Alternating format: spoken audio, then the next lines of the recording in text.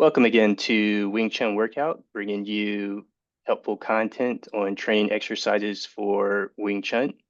And today, again, we have Sifu Paul Wang, one of our longtime guests. How are you, Sifu Paul? Good, thank you. It's good to have another conversation with you, and I always look forward to what comes through when we discuss interesting topics. And I hope the audience will find this episode interesting. Yeah, I think they will. So before we get started with the conversation, let's just do a quick intro. So I'm going to look at my notes here. For those who do not know, Sifu Paul is one of my teachers in the Wing Chun path. And in addition to being a Sifu of WingChun, Sifu Paul Wang has degrees in biology and Chinese philosophy from Berkeley, California. He's a doctor in acupuncture and Chinese medicine. And Sifu Paul also has a practice and a website. So you can reach him at daocenter.com, DAO center.com. And you also have a Substack as well, Mhm. which is, let me see if I can get this right without messing it up, Yes, daology.substack.com. yes. Um, and also, you have an Instagram at Sifu Paul Wang with an A, not an O. So, Paul Wang, Wang. Yes, thank you Wang. thank you. That's correct. Yeah. Yeah, I've seen some people spell it out with a double A, which I think that's a Oh. little bit more correct, right? Like phonetically, is that how you say it phonetically? Wang. Yeah, Paul Wong instead of Yeah, long A. Yeah, yeah, yeah. Wang. Yeah, yeah. Okay, so let's get into the conversation.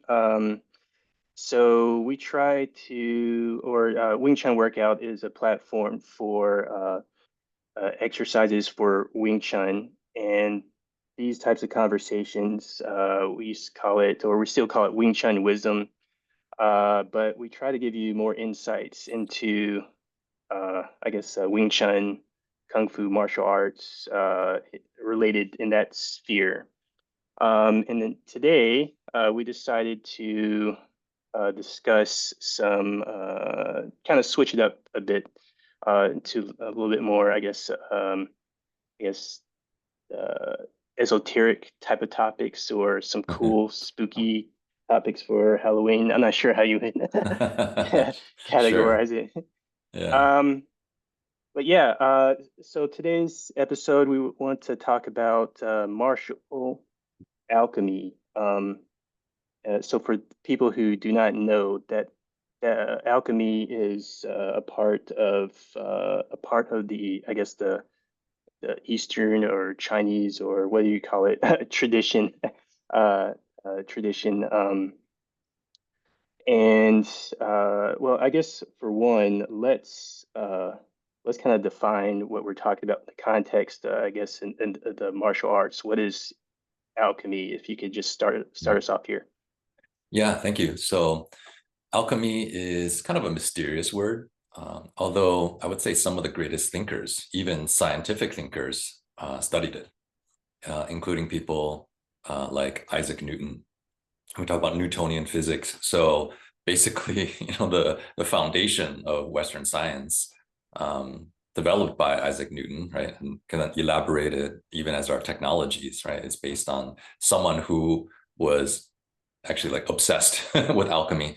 And there are thousands of unnamed, you can say researchers or practitioners of alchemy, both in the West, like Isaac Newton, as well as in the East, and even like in Egypt, even in Greece, right? Even the Arabic alchemists, etc. So perhaps there's a way to trace the history of it. Maybe it started one place and then it evolved and migrated to other geographic locations. Or another way is like they all kind of independently, connected to the source of alchemical knowledge, and then found different ways to practice it and to apply it. But in this term, martial alchemy, so obviously martial has to do with, the planet Mars, which actually, right, in alchemy, they often talk about even like planetary astrological influences. So a lot of that's kind of embedded into our, even our language, right? Even like things like Sunday, right? Or Monday, which is the moon, etc. Right? And so a lot of these things actually are pervasive, or the ideas of alchemy are pervasive, but they're just kind of hidden in plain sight.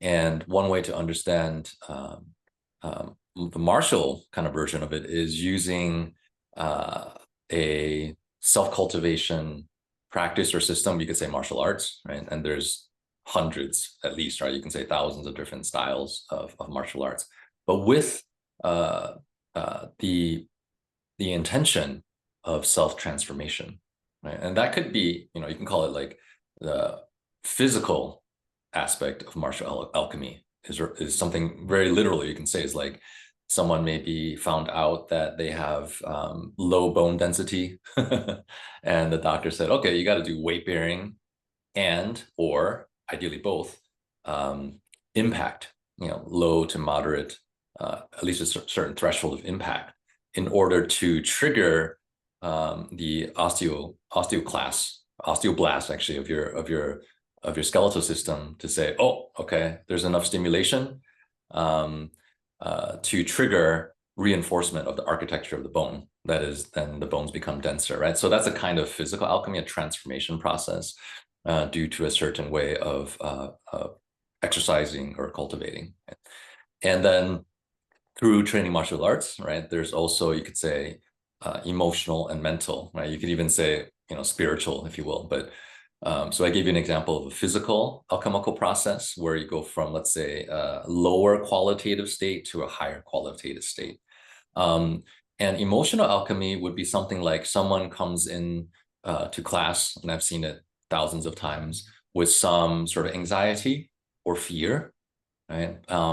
And sometimes I call them, there's such thing as like productive and unproductive anxiety and fear, and even things like grief and anger, where it's just eating up energy in your mind body, right? Your psychosomatic system, of which emotions are perhaps the most important currency. And however, what I mean by productive, let's say anger, anxiety, grief, fear, even worry, is that it can lead you to motivation. It can motivate you to transform, right? Maybe it's like, I don't want to feel sad anymore. I don't want to feel so anxious, and I want to overcome my anger issues, right? And realizing that, and this is a very alchemical view frame, is that none of these emotions are actually negative per se. They can be if you're just spinning or being completely overwhelmed by those waves. However, if you trace like spokes on a wheel, like, okay, instead of looking at what they're or projecting outwards, right? I'm angry, so I get angry at someone, right? I'm sad and I blame it on someone else, right? This kind of arrow shooting outwards. You can turn that energy inward and say, wow, why am I afraid? Why am I anxious, right? And maybe it's a sense of like lack of connection to one's center, a lack of inner safety, right? And then that's very relevant to martial arts then, right? If you don't feel safe, no matter, I like to say, no matter how many, you know, bodyguards you have or alarm systems or walls, right? And moats, that even if you have this external props that create physical semblance of safety, like emotionally, you can still feel very insecure, very unsafe. Right?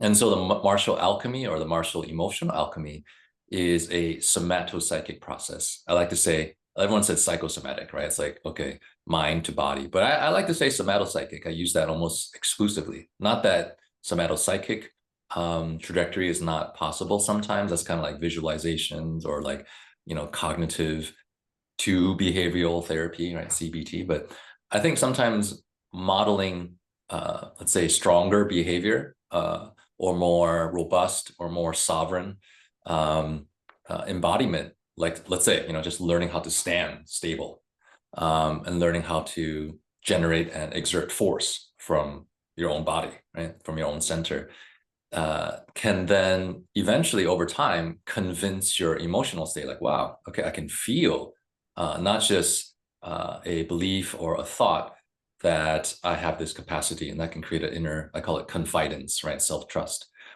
And so maybe after, not after days or weeks, but maybe after months or years, you do it before and after, right? Imagine like people do that with their body, okay? Like before I look like this, maybe a bit overweight and, kind of unhealthy looking, to afterwards, wow, six pack and, you know, more muscle mass. I wish we could do that for like an emotional picture, right? Like before, you could say someone is like, if you were to draw it, maybe like a really crumpled, asymmetrical ball, right? Their emotions look like. And then after, let's say, I would say months or years, right? And depending on person, it could be faster. Some people need more time to alchemize, let's say, their emotional raw material. Then they're less afraid at the very least, and they know how to use their anger in a more productive way. They don't get stuck in these kind of worry, negative spirals, and they're able to transform their anxiety, etc. Right? And so that's kind of one way to think about emotional alchemy, just through the repetitive practice of the somatopsychic drills, let's say, in a martial arts community. And then the So you're mental talking alchemy, about, oh, sorry. So you're yeah, talking about almost like reverse manifesting almost, right? So like the manifestation, like you heard yeah, of this idea like mm, manifesting, and it's like you think and then you put that energy out and somehow something is going to happen upon your thoughts, right? yeah, So you're yeah. you're talking about the reverse where you actually have some type of practice and that affects your mind, Hmm. affects your Yeah, thinking. Okay. you could say that. Yeah, I've used the formula called I Chi Li as just Chinese terms for what you're terming manifestation, right? I is your focused mind, and I call that intention. Hmm. Um, and because that awareness can be dissipated as a field or even diffuse, right? That's attention.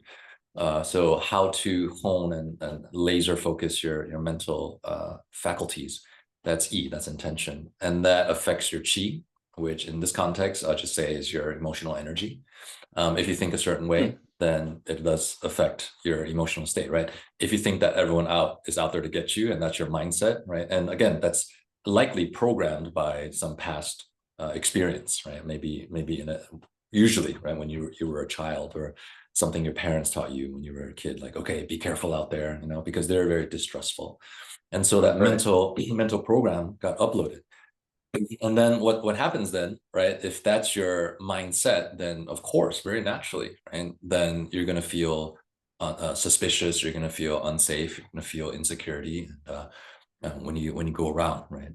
Versus someone who never had that, maybe they got the opposite mindset programmed into them. Like the parents said that, you know what? Yes, there are bad people out there, but actually, it's not bad people. There's just bad behaviors, and they mean well, but they're just wounded, or and let's give people the benefit of the doubt. Innocent until proven guilty, and Hmm. mom or dad, speaking like, yeah, in my 60-year-old experience, like 99% of people that I've seen, traveling in 50 countries, they're good, right? And that gets Right. programmed as your mindset, right? And again, we're very suggestible as a child, right? And even pre-conscious, like even let's say your mom was pregnant with you while she was a refugee escaping the Vietnam War, right? So even without telling you, oh, the world is unsafe, right?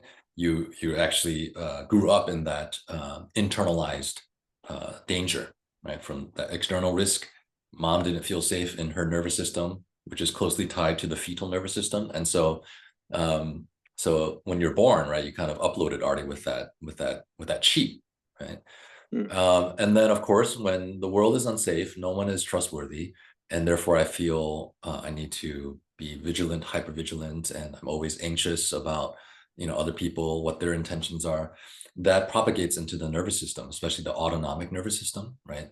Um, that creates like a sort of bracing in the body language. And so by Li, I Chi Li, Li I translate as action, but specifically the action potential that is fired down our nerves, and in this case, especially the subconscious aspect of the autonomic nervous system.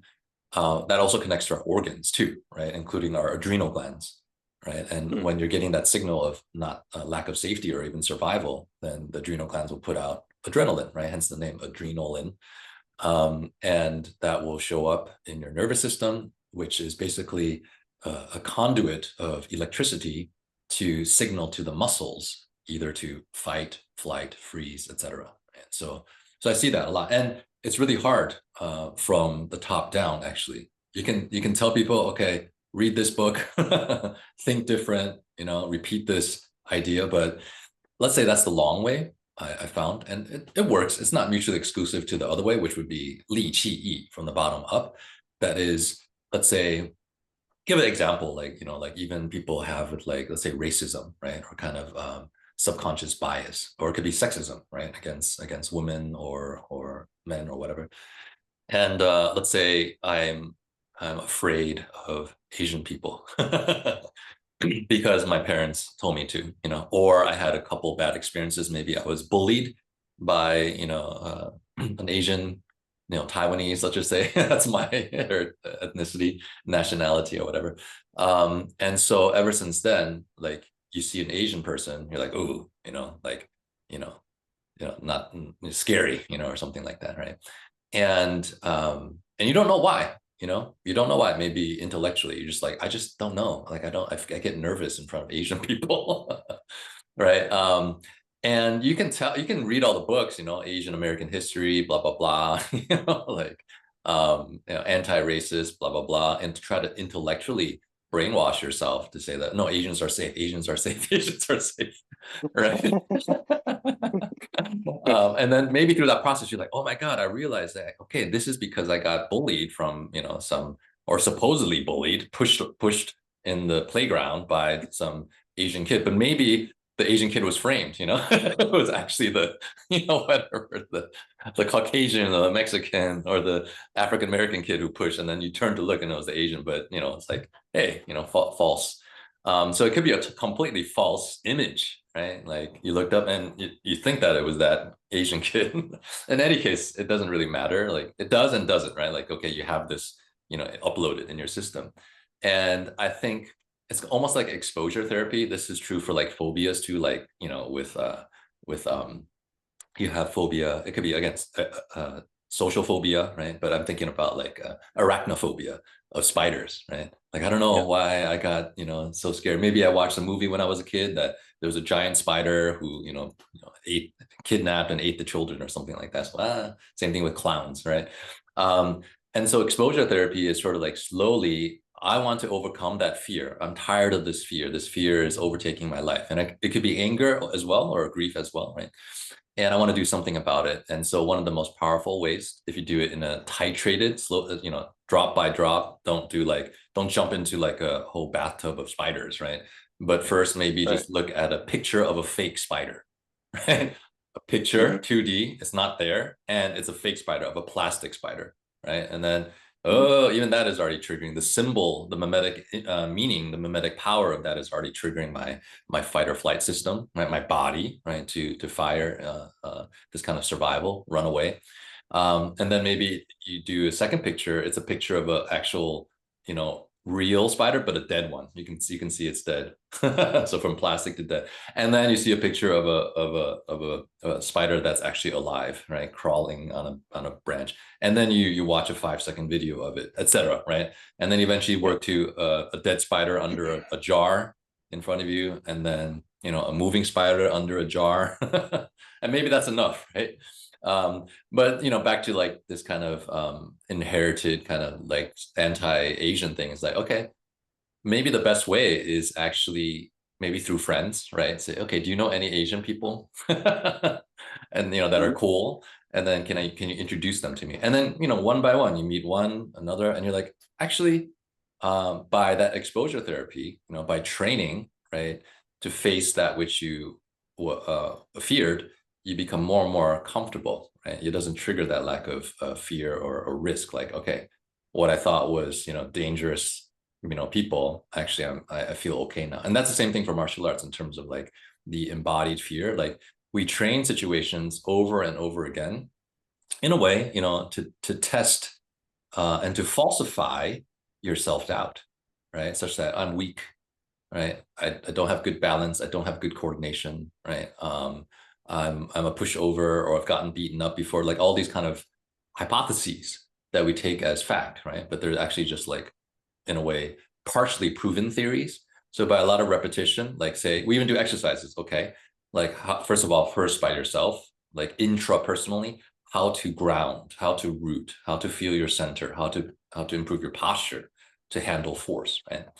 And then we test it with a partner, right? We do maybe very light touch, light kind of tapping on the person's, let's say, shoulder or hips or whatever, and you fall over. Oh my God, I knew it. My balance is weak, and I I suck. But through correction, right, reiterative and recursive, self-reflective, and also other perspectival, right? The other person is also trying to work with you, even this kind of physical kind of testing situation. Say, okay, try, bending your knees or something like that. Try having your spine upright. And over time, you're like, wow, I can actually handle more force without actually collapsing, right? And that can build up through the physical, embodied, somatic experiments. Like I said, you prove your doubts wrong, right? And you gain enough evidence that you actually can hold your own, right? And then gradually that emotional state maybe then, builds up to like, yeah, I'm not just trying to use these affirmations like I am strong, I am stable, I am beautiful, I am smart, right? And in the case of martial arts, like I am strong, say I am strong, right? Because you had this thought that you're weak, right? And maybe programmed from your family again, like they got, kind of harassed or taken advantage of. So you want to overcome that. But what I'm talking about with the martial alchemy, you can do it from the bottom up, right? And so that's kind of an idea of martial alchemy having these three components. You can say somato-psychically, and by psychology, I mean the psycho-emotional, or in this case, the emotional psycho, right? So somatic to emotional to sort of psychological or mental change from a, let's say, lower quality state. And the alchemical symbol that's often used is lead, right? Is this kind of like, it's actually very useful in some ways, right? But let's just say, it's kind of like inert, and it's kind of like dark and, not very pleasing to look at. And then transformation, right? It becomes gold, right? And gold is kind of that high value or that material that holds value, right? Over millennia, right? Shiny, glossy, right? So that's kind of what I mean by martial alchemy. Yeah, just reflecting on some things that you said there, especially the reverse, what do I call it, manifesting. Um, Yeah, yeah. yeah, so it's almost more of like a scientific way because how should I say it? You have some concrete things that you're actually, it's almost like programming Mm, I guess yeah, your mind and your body, other than you're just thinking about something and yeah, uh, seeing if that would work, right?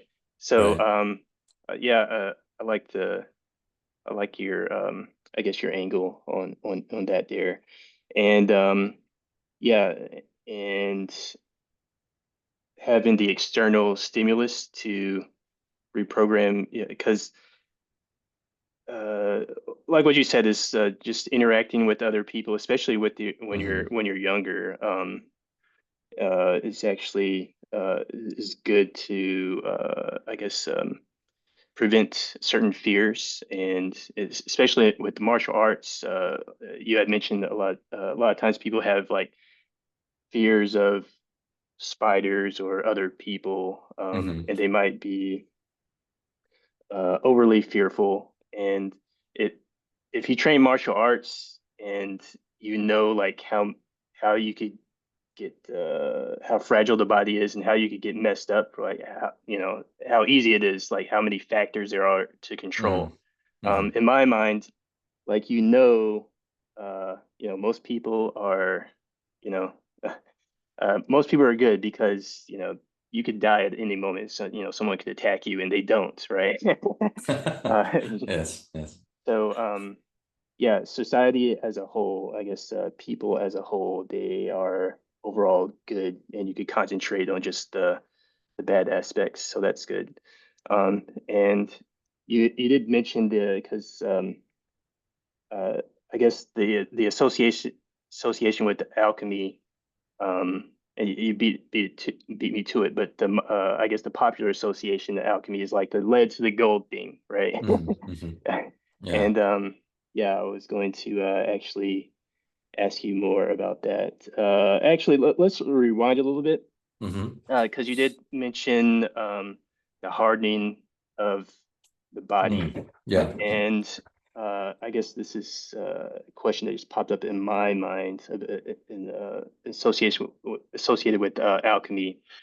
So you have like these practices that you see a lot of popular type stuff and especially demonstrations or something on TV that's associated with martial arts. Hmm. I'm not sure, may or may not be associated with martial arts. I call it almost like magic tricks, um, but based on what you said, I could see how that could um, be kind of related to alchemy, where you'll see like performances like they'll lay on like the martial artists, right? They'll do these performances. They'll lay on a bed of nails, right? Hmm.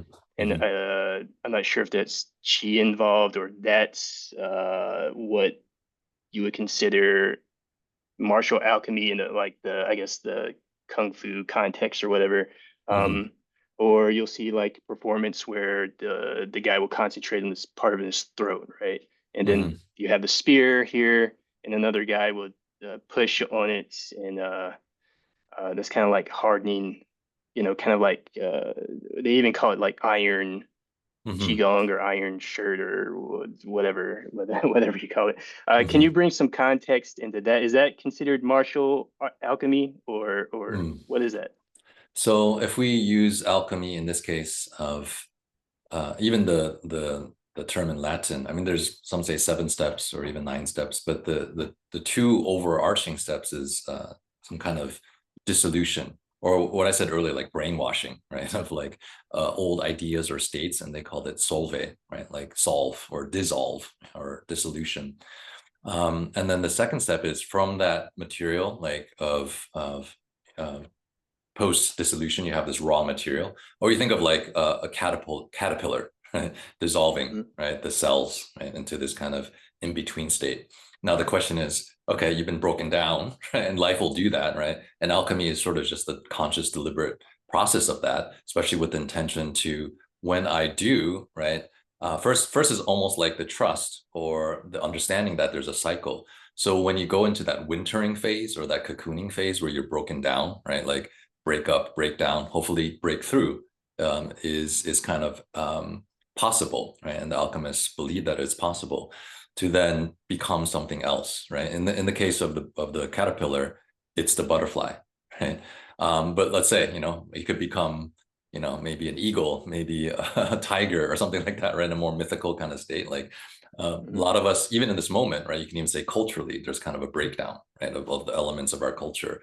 Um, Both here in the United States, but also elsewhere. There's a lot of kind of questioning, and you can say the cells in that case are the individual human beings. Yeah, what do they want to create? What do they envision? That can we become a butterfly culture or a butterfly civilization, or is it just done for Homo sapiens, right?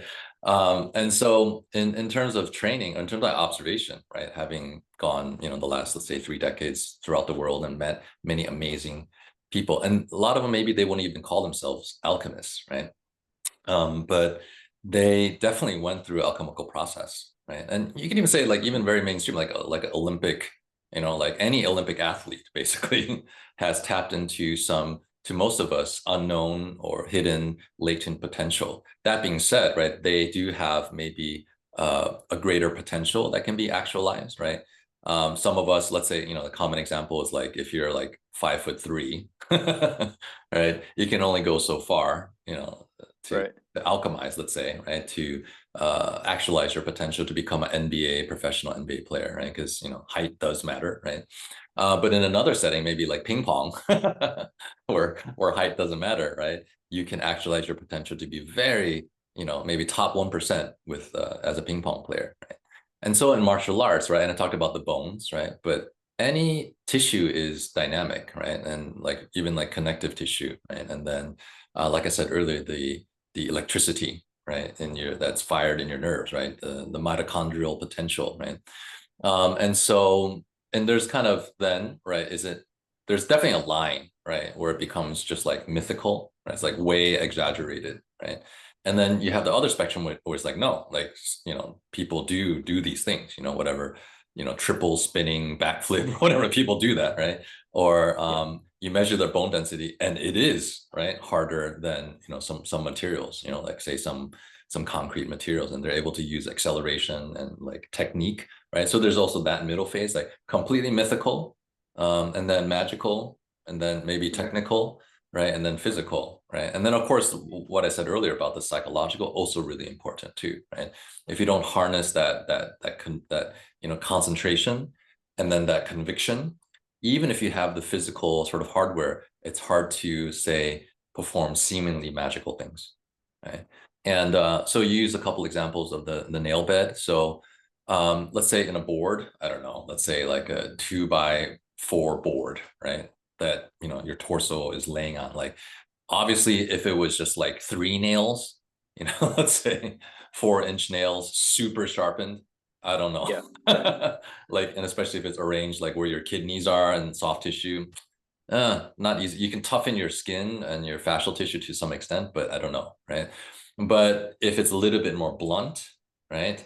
And there's many more instead of 3 nails, in a triangulation, then there's like 30 nails, right? Or 300 nails, right? Obviously, if you're moving there, then it becomes more and more dense. So if you have like 300 nails that are like, a quarter inch apart, then and the nails themselves aren't so sharp, they're a little bit blunt, then yeah, I think there's enough distribution of pressure over a greater surface area, right? Even though it's like these nail points, to be fine, right? In other words, in this latter example, with higher density nails per square inch, like more and more people would be able to do it without harm, right? So like even the average person can do that without harm. Might be painful, right? Psychologically, they're like, ooh, they don't have the pain threshold, right?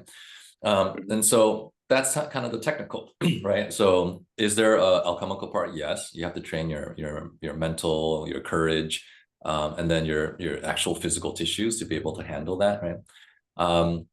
But it becomes less and less magical if you are able to leverage, some call it the tricks, right? The technical tricks, right? And if you truly have the ability, like for some reason, yeah, maybe you are very feral, right? And you grew up outside, right? And for whatever reason, your work, maybe you're a climber, I don't know, like your back gets a lot of scraping and abrasion, right? It's like some people become immune to poison oak, right, or poison ivy, right, through exposure. And for whatever reason, right, the back, of the skin on your back just becomes very tough, right? And so like you just have that as a development, right? And so that would be more just physical, right? Or alchemical, right? Physical alchemy, rather than having to rely on these kind of trickery or illusions or these kind of technical tweaks, right? And the same thing But for the throat thing as well. Yeah. uh, I was going to say, but couldn't that be kind of like a type of mental training as well? So even though it may not be, uh, I guess, scientifically, like, you're not really like, it's kind of like a trick, right?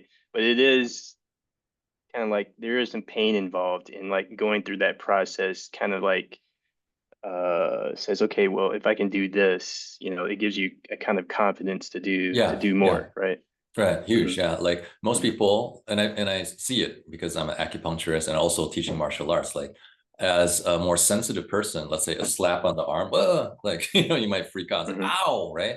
And if you look at it objectively, maybe it's not even red, right? And so they're sort of, you can say, low pain threshold or high sensitivity, and so much of it, maybe 95% of the kind of phenomenon is actually psychological fear that that pain is damaging, even though it's not, right? Right. And same thing with when I do acupuncture, right? Some people, even before I insert the needle, they're already like jumping, right? Whereas some people, they're Hmm. like, I already put it in, and they're like, wait, did you already do the Right. treatments? Like, yeah. So, Yeah. Yeah. so that's a good point. So basically, you're training yourself. Let's say the psychological or the mental alchemy is that most pain is not going to cause injury, and let alone kill you, right? Hmm. So of course, if you're laying on the bed of nails and you start to feel the nail actually break the skin and go into the muscle tissue towards your kidney, then Yeah. okay, that's sort of pain above a certain threshold of injury, right? But I Right. think with all these little tweaks and with toughening of the skin, that you can handle more, let's say, stimulation and even trigger the pain signal, but be able to be very professional in a way to tease out like, okay, this is pain that is maybe, let's say 10 or 10.1 is when actual injury would occur, right? And most people would start to like run away or freak out maybe when the trigger reaches 5 or 6, right? So they're missing out on a performance gap, let's say. Whereas a professional, like they can go to, the threshold of 7, 8, 9, 9.9, 9.99, knowing from their experience that if they go beyond 10, 10.01, that it would actually cause injury.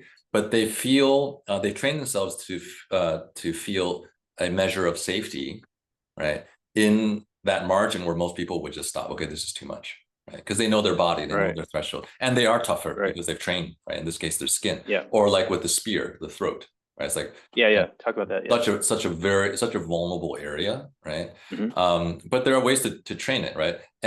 And the question is, do they actually put it at the soft spot, or do they put it, at the sternal notch above or below, right? So there's all these little techniques too. And is it truly, I mean, if you give like a professional blade sharpener, right? Let me check that blade. Okay, it's maybe only like sharpened 20%. And you put that like super sharp, acute angle spear tip on the throat, I doubt. It's very unlikely. Maybe there are some. I think there are some, but the failure rate would be much higher, right? If you don't have those technical tricks, right?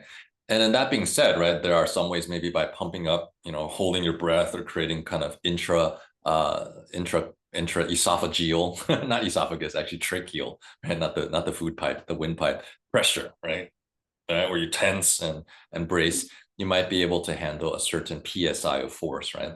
But if that PSI goes, say you can handle up to, say without training, most people can only handle like 10 PSI, pounds per square inch. With some training, right, maybe that increases to 15 to 20, right? And etc. How high can you go, right? Let's say someone trains to the ability to handle 50 PSI before injury, before collapsing the trachea or piercing the skin. Now, the question is when you use a spear, right? As long as the pressure stays below that, right? It's not above 50 PSI, then yeah, you can handle it. But even these people who demonstrate this amazing ability, let's say it's real, right? They have a threshold too. They have a limit too. If you go Right. beyond, the trachea would collapse. Yeah. It's not like a laser you could, point a laser and withstand that with I don't know if they call it chi or whatever, Yeah, but yeah. Yeah, I mean, there's a whole, I think, future field of scientific research on biophotons and, sort of, you can call it the chi, the traditional Chinese called it chi, and they didn't quantify it in the same way, but in the mitochondria, right, in the double membrane of the mitochondria, there's a differentiation of a gradient, electrical gradient, due to the pumps that allow more, say, negative charge to be on the inside versus the outside.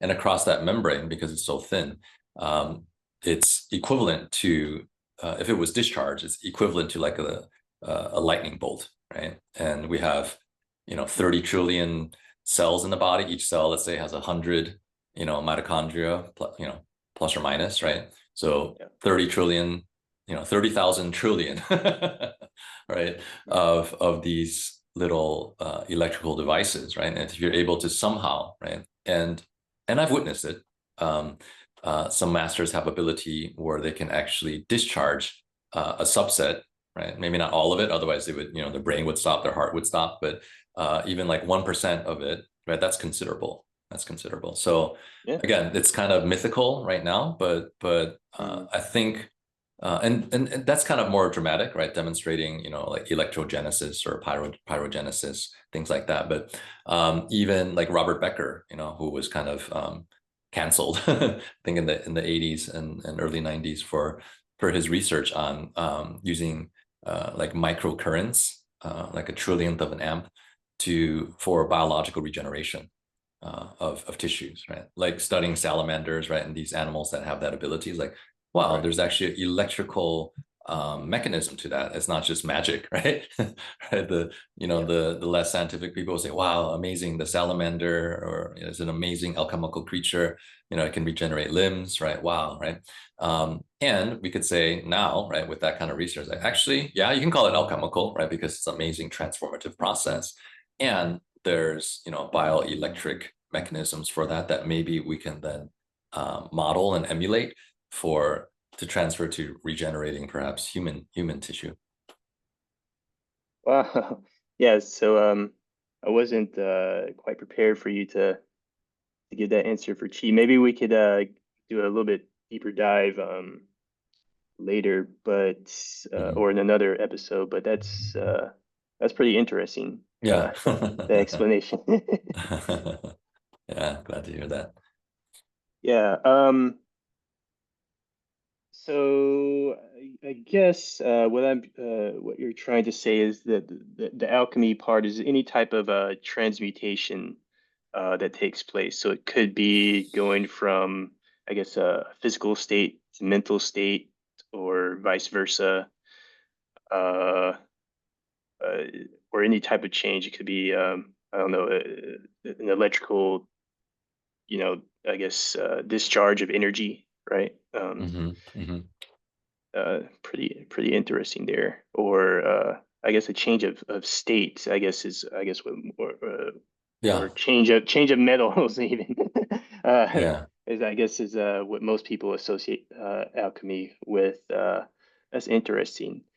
Um, so I think we're almost at time for the end of the discussion. Is there anything else that you would like to speak about in this subject that's important Um, that we might have not gotten to?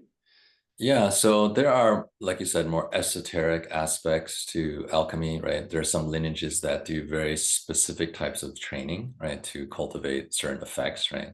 And Hmm. then, like, if you really want to push it, like some talk about, like transcending, the transcending death, immortality, these kind of things, right? And so, yeah, I mean, there are more mysteries than we can imagine, I think. And so even in Western physics, they talk about like besides dark energy, dark matter, let's say that accounts for 96% of reality, right?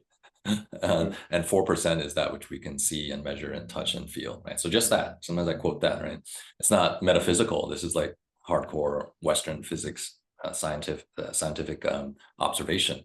What is that Right. 96%? And is it just out Yeah, there, no, yeah. right? Is that out there, or is it also in here, right? So if you just think about that, it's like, for me, it's just like lens towards curiosity, and that when you can use that curiosity to tap into the unknown or possibility, and you connect to that, you can say you get insights, or some people say downloads, that can be transformed as creativity, right? And even just it's not even philosophical or cosmological, just the day-to-day practical observation that everything is changing, right? So one kind of principle of alchemy is just that everything is changing, right? Now the question is, are you changing in such a way that is actualizing your potential, or changing in a way that is blocking or perpetuating old patterns that actually prevent you from actualizing your potential?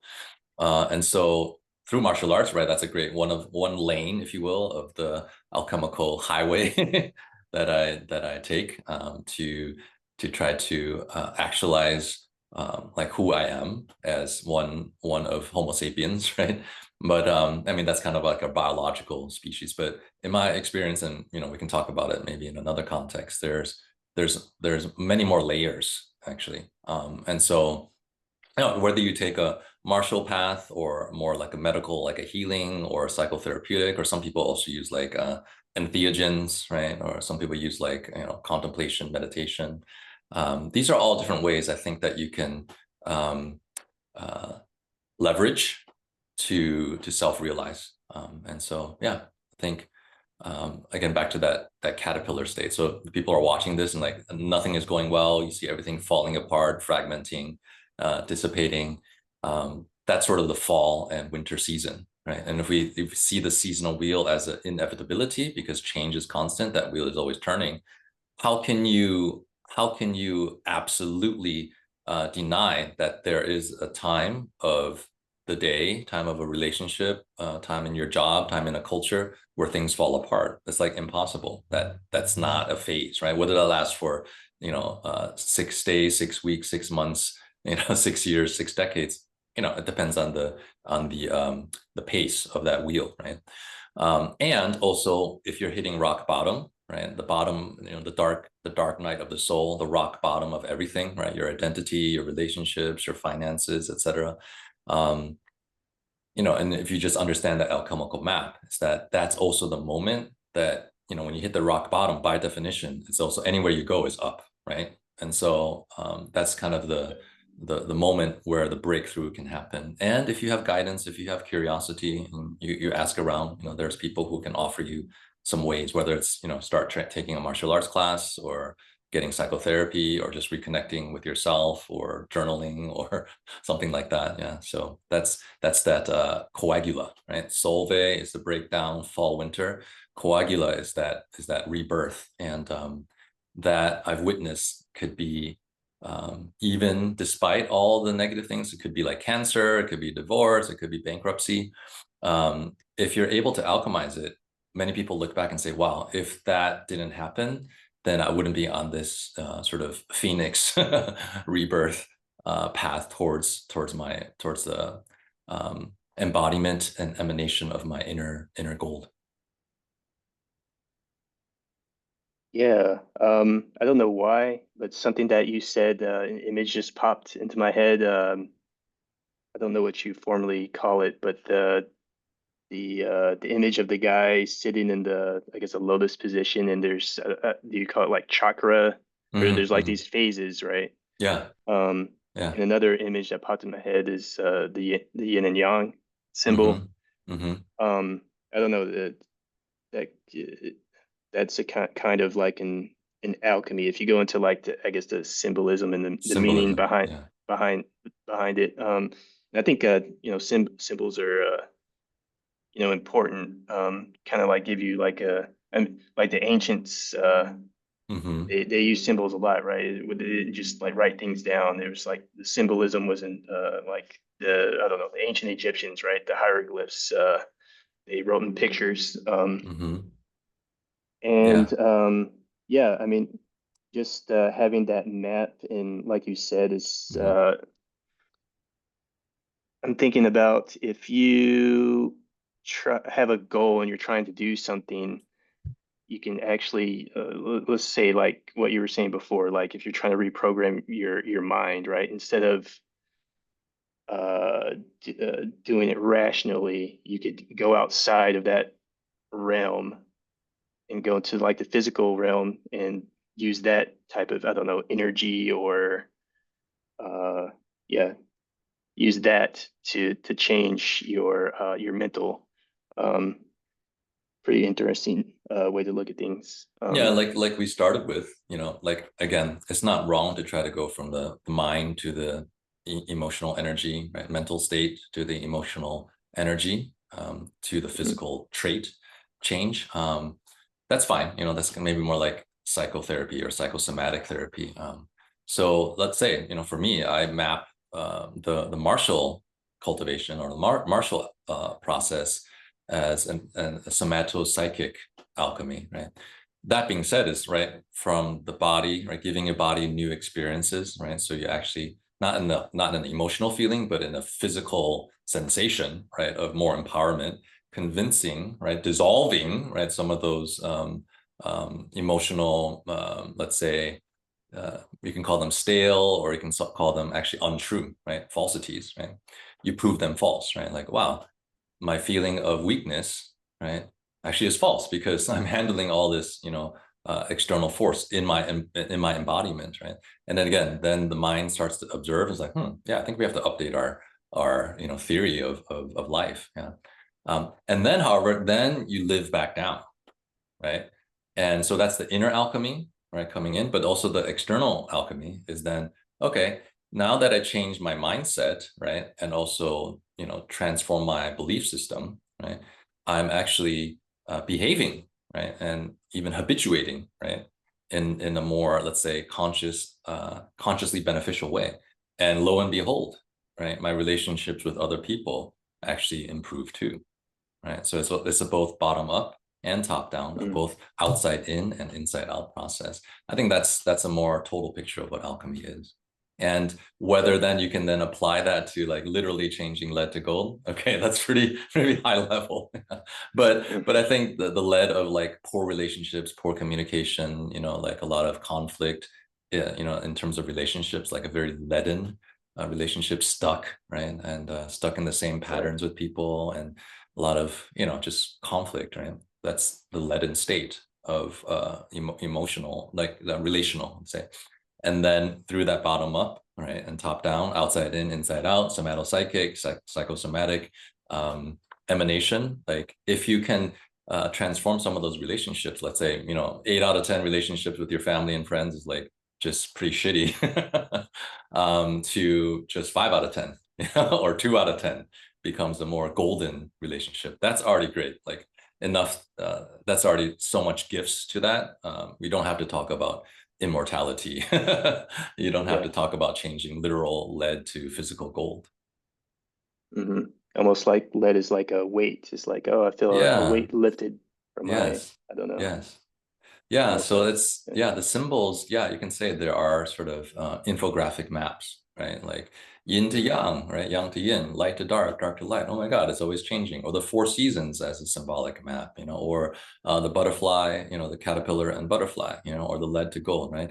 There's literally millions of ways to sort of wordsmith it, to create a kind of custom mythopoetic story, right? And as a teacher, I sometimes say I offer sort of a symbolic buffet or a mimetic meals, and I explain basically the same thing, right? In 10 different ways, right? And some people get it with mimetic symbolism A, some get it with C, some get it with D, and some people those 10, none of them actually land. So I was like, can I be curious and creative? Okay, let me try explaining it in this way, rather Yeah. than maybe a more scientific way, like that, or Hmm. bringing up a like dark energy, dark matter, like that kind of aspect. Yeah. So to be able to have a multi-symbolic, or almost like just like someone is multilingual, right?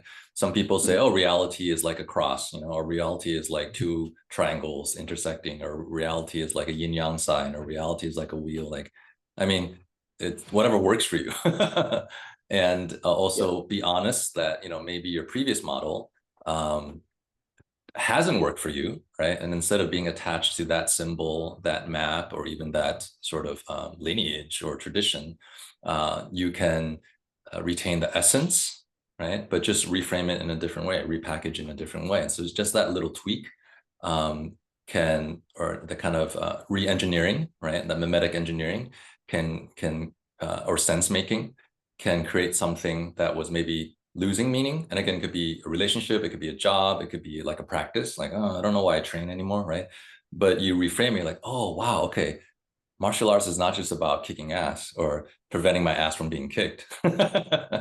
It's not just Hmm. about getting buff, right? Or feeling badass.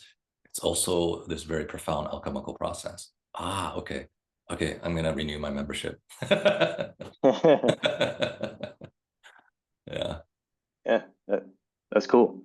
Yeah, it's almost like actual programming is it's they have so many, I guess, frameworks you could use to Yeah. basically accomplish the same thing, right? Yes. Um, Yes. so yeah, cool. That was a good discussion. I think I have some ideas on how we can do more to, dive a little bit deeper, but I Hmm. guess we'll leave it at there.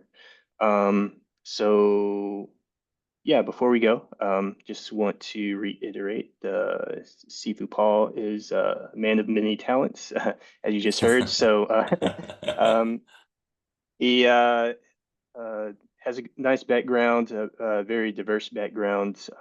If you want to go to his practice or get in touch with him, please do that on the Dow Center. Excuse me. Mhm. You have the Yeah. website Mhm. dowcenter.com. You have a Substack, Dowology Substack, and Mhm. Sifu Paul Wang or at Sifu Paul Wang with an Yeah. A on social media. So, and Yeah. you're mainly on Instagram, right? Yeah, I think, I also kind of connected to also the Facebook, but yeah, usually most people find it kind of because I try to share a lot, right? Hmm. Meaningfully, not just like hopefully like entertainment about some of these things we talked about, maybe through poetry or sometimes through some, little short videos or through my art. And so um, I would like to say that I'm contributing to the healthy use of social media by sharing things that I feel like are valuable and meaningful. So yeah, yeah, I think from any one of those, dowcenter.com, and my email is info@dowcenter.com if people want to directly ask me any questions. But yeah, thank you so much for the container and the Hmm. opportunity to share sort of Wing Chun wisdom. And again, just a short thing is that Wing means to praise, and we praise that which we love, right? And Chun means spring, and spring is about life. So it's a beautiful name, right? And it's just name of a specific martial art, but it's also this way of being that is oriented to you can say creating or exploring and noticing like what about life that we can love. And there's a Hmm. lot of wisdom to it. So it's almost like the word philosophia, right? Philos means love, right? And Sophia is wisdom. And I also like Sophilia as a reversal, and talk about yin and yang, which Hmm. is therefore the wisdom of love. And so I think all of that is important in terms of alchemy, in terms of like a successful martial cultivation, but also just life in general. Right. Yeah, all good. And if you want just to get some online training on just I guess the Wing Chun aspect, the practice of solo training, you could look us up on social media as well at WingChun Workout. But the actual training programs are wingchunworkout.com. So check us out. Okay, Sifu Paul, thanks for Great. the discussion, and Yeah. until next time. Okay. Thank you so much.